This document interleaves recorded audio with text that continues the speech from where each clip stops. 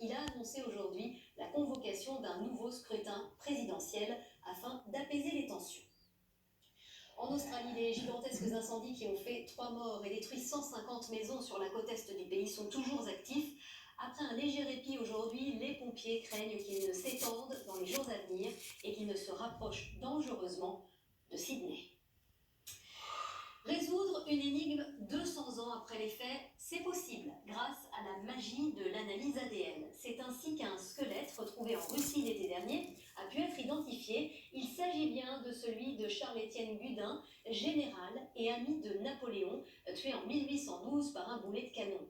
Cette découverte, on la doit à un laboratoire de la police scientifique de Marseille où nous avons pu nous glisser en exclusivité Camille Astruc, Diane Douzillet et Jessica Martinez. L'identification de ce squelette vient de mettre fin à un mystère vieux de plus de 200 ans. Le 1er juillet dernier, des archéologues français et russes découvrent des ossements près de la forteresse de Smolensk, ville fortifiée située à 400 km de Moscou et théâtre de plusieurs batailles napoléoniennes.